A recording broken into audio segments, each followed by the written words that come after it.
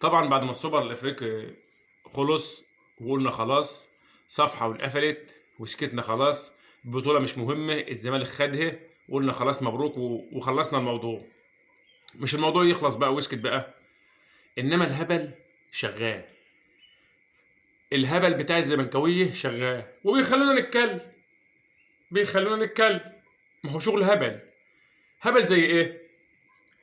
يعني مثلا عماد نبيل دونجا لاعب نادي الزمالك طلع لي في تصريح تلفزيوني بيقول كده،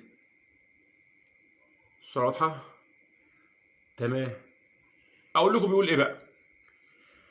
بيقول لك نهائي القرن نفس قيمة السوبر الإفريقي، مفيش فرق بين البطولتين، والحمد لله عوضنا خسارة نهائي القرن بالسوبر الإفريقي. نبيل دونج. يا صلاة النبي يا صلاة النبي، إيه الهبل دي؟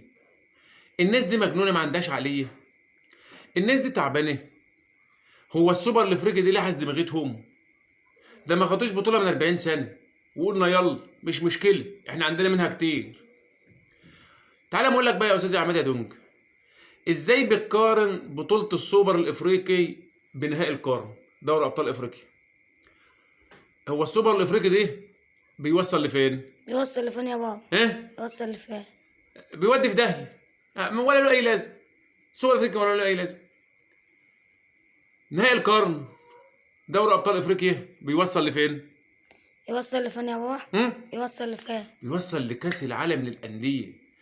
ان الزملكاويه بيشوفوه على التلفزيون والشاشات بس، بيتفرجوا عليه من بعيد، ما بوصلولوش. دوري ابطال افريقيا حاجه تانية خالص، بعيد عن الزمالك وبعيد عن اي نادي في مصر. ازاي تقارن ده سوبر افريقي بدوري ابطال افريقيا؟ مش انا قلت لكم ما بيعرفوش البطولات من بعضها؟ ما بيعرفوهاش. انا قايل امبارح في الكلام ده في الفيديو ان هم مش عارفين هي اللي خدوها دي بطوله ايه. يعني هم كسبوا وخلاص، لبسوا الميداليه وخلاص، ما يعرفوش ان كانت بطوله كذا ولا كذا.